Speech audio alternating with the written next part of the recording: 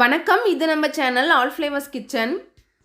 மீதமான இட்லியை வச்சு சில்லி இட்லி எப்படி செய்யலான்னு பார்க்கலாம். தேவையான பொருட்கள்: ஒரு வெங்காயம், ஒரு கேப்சிகம், ஒரு துண்டு இஞ்சி, 4 பல் பூண்டு, 2 table spoon chilli sauce, 2 table spoon tomato sauce, கொஞ்சமாக கொத்தமல்லி இலைகள், 1 டீஸ்பூன் கார்ன்ஃப்ளவர், கொஞ்சமாக தண்ணி சேர்த்து இந்த மாதிரி கரைச்சி வச்சுருக்கேன். சில்லி இட்லி செய்யறதுக்கு நான் இன்னைக்கு 7 இட்லி எடுத்திருக்கேன். காலையில செஞ்ச மீதமான இட்லி. அப்படி இல்லைன்னா ஃப்ரெஷ்ஷா இட்லி ஊற்றி அது நல்லா ஆறுனதுக்கு அப்புறமா இந்த மாதிரி சின்ன சின்னதா கட் பண்ணிக்கலாம். உங்களுக்கு எந்த ஷேப் வேணுமோ அந்த ஷேப்ல கட் பண்ணிக்கலாம்.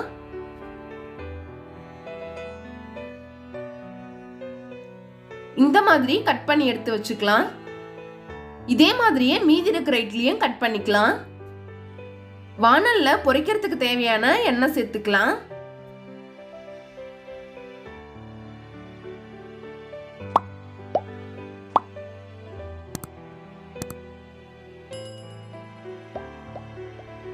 எண்ணெய் நல்லா சூடாயிடுச்சு. கட் பண்ணி வச்சிருக்கிற இட்லியை ஒரு பீஸா சேர்த்துக்கலாம்.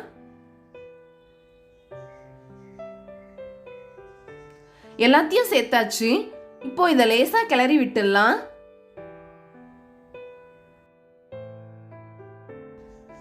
ஹை ஃப்ளேம்ல வச்சு பொரிச்சு எடுத்துக்கலாம். இடையில இந்த மாதிரி நல்லா கிளறி விட்டுட்டே இருக்கணும்.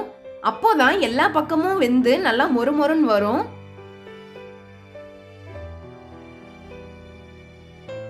இந்த மாதிரி கோல்டன் பிரவுன் கலர் வந்ததும் இதை வெளியே எடுத்துடலாம்.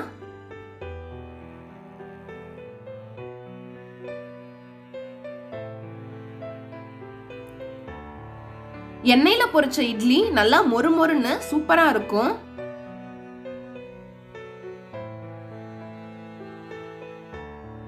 இதே மாதிரியே மீதி இருக்கிற இட்லியும் பொரிச்சு எடுத்துடலாம்.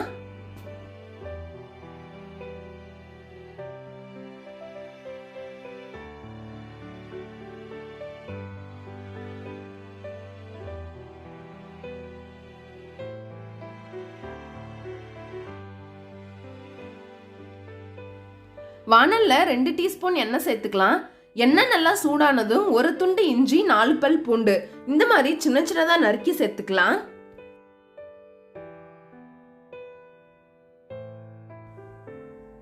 வெங்காயம் இந்த மாதிரி கியூப்ஸா கட் பண்ணி சேர்த்துக்கலாம்.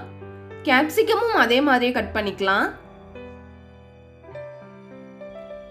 எல்லாத்தையும் சேர்த்துட்டு நல்லா வதக்கிக்கலாம்.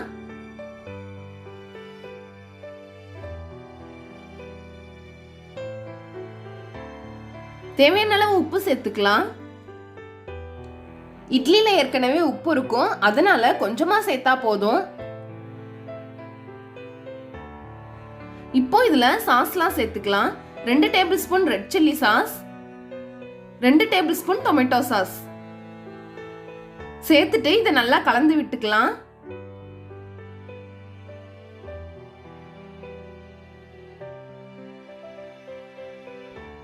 கொஞ்சமா தண்ணி சேர்த்து இதை வேக வச்சுக்கலாம்.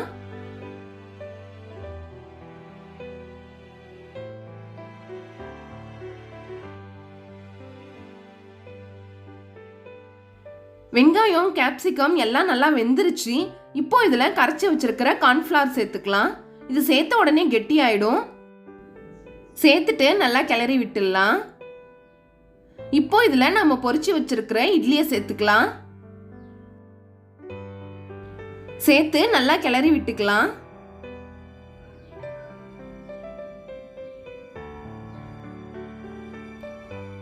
இப்போ இது ரெடி ஆயிடுச்சு. கடைசியா கொஞ்சமா கொத்தமல்லி தழை சேர்த்துக்கலாம்.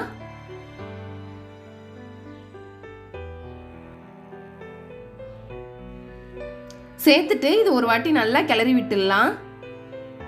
அவ்வளோதான், சூப்பரான சில்லி இட்லி ரெடி. நீங்களும் இதை கண்டிப்பா ட்ரை பண்ணி பாருங்க. உங்களுக்கு இந்த வீடியோ பிடிச்சிருந்தா லைக் பண்ணுங்க, சப்ஸ்கிரைப் பண்ணுங்க, கூடவே இருக்கிற பெல் ஐக்கானை கிளிக் பண்ணுங்க. நன்றி.